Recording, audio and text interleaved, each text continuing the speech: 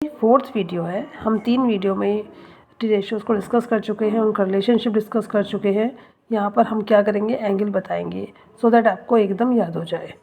तो यहाँ पर हमने क्या किया है, एंगल ले लिए। Vertical side 0, 30, 45, 60, 90। Horizontal side sin theta, cos theta, tan theta, cosec theta, sec theta, cot theta. तो यहाँ पर हम आपको बहुत इजी ट्रिक बताएं कैसे sin थीटा फाइंड आउट कर लें। तो हम क्या करेंगे, सिंपली 0, 1, 2, 3, 4 न्यूमरेटर में नंबर लेंगे, जिसे हम 4 से डिवाइड कर देंगे, उसका अंडर रूट ले लेंगे। तो 0/4 0, 1/4 1/2, 2/4 कट जाएगा, √1 का 1, 1/√2, ऐसे √3 और 4 का 2, 4 से 4 डिवाइड कर दिया 1। तो sin 0 0, sin 30 half, sin 45 1/√2, sin 60 √3/2, sin 90 1। इसी तरीके से cos थीटा हम ले रखा है, तो इसे हम उल्टा लेकर चलेंगे, 1 नीचे से लेकर चलेंगे, मतलब 1 √3/2, 1/√2, 1/2 फिर 0।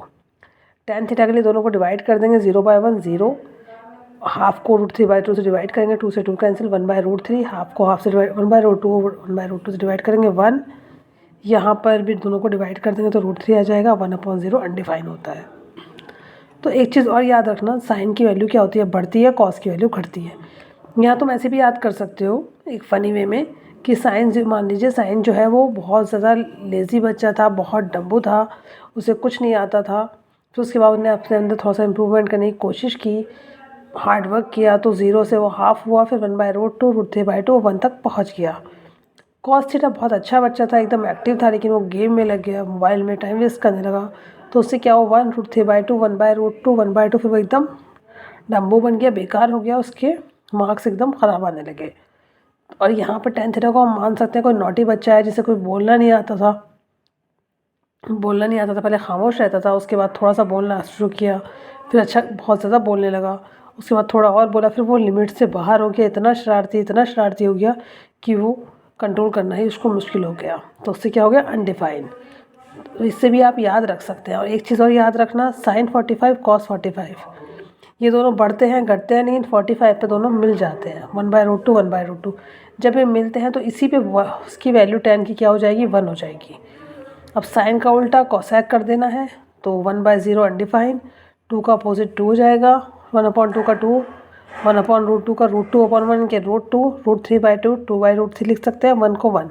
सिमिलरली कॉस का भी हम वो कर देंगे रेसिप्रोकल, फिर हम सेक का भी कर देंगे, कॉस का हमारा रेसिप्रोकल सेक आ जाएगा और tan का हमारे पास कॉट आ जाएगा। आप इसे सॉल्व करना बहुत ईजी है, इसमें कुछ नहीं करना है, आपको सिर्फ रेसिप्रोकल लेना है। अब यहाँ पे हम आपको एग्जाम्पल इवेल्यूट करके दिखाते हैं।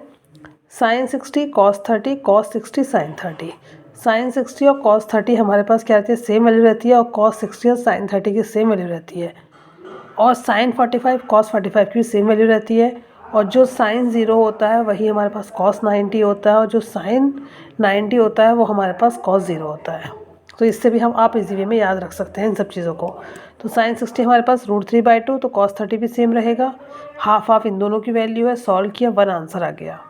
अगला क्वेश्चन sin स्क्वायर 30, हम ये सब कुछ ले चुके हैं। क्वेश्चन हमारे पास है 4 cot square 45 minus sec square 60, फिर second bracket cos square 45 sec square 30।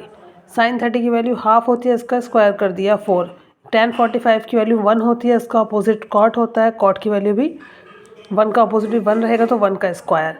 cos 60 1/2 होता है, तो यहाँ पे sec 60 उसका उल्टा 2/1, यानी कि 1 की कोई नीचे वैल्यू नहीं होती, तो 2 का स्क्वायर। सिमिलरली sin 45 1/√2 होता है, तो cosec क्या हो जाएगा, √2/1, नीचे 1 की वैल्यू नहीं होती, तो √2 का स्क्वायर। सिमिलरली cos जो हमारे पास 30 है वो √3/2 होता है, तो sec का उल्टा 2/√3, उसका स्क्वायर कर दिया, यहाँ पर हमने सॉल्व कर दिया, उसके बाद उसका आंसर 2/3 आ गया। अब हम आपको एक एग्जांपल लेके और समझा रहे हैं। इफ़ a = 45, तो वेरीफाई करना है कि sin 2a किसके इक्वल है, 2 sin a cos a के। अगला हमारे पास है cos 2a किसको इक्वल दिखाना है, 2 cos स्क्वायर a -1 और 1 - 2 sin स्क्वायर a। मतलब इसकी वैल्यू सेम रहेगी, इसकी वैल्यू तीनों की वैल्यू सेम रहेगी। सॉल्व करने के लिए a 45 है, हमें 2a चाहिए, तो 2 की मल्टीप्लाई कर देंगे 90, तो 2a की जगह हम 90 डाल देंगे, तो यानी sin 90, इसकी वैल्यू क्या होती है, 1। सिमिलरली 2 sin है cos है, यानी कि 2 sin 45 cos 45। मैंने कहा था sin 45 cos 45 ये मिलते हैं, तो दोनों क्या हो जाएगा, 1/√2 1/√2, तो ये हमारे पास 1 आ गया, तो दोनों हमारे पास 1 आ गए, यानी कि वेरीफाई हो चुका है। सिमिलरली cos 2a, फिर क्या होगा, 2a की जगह 90 डालेंगे, cos 90 हमारे पास क्या होता है, 0।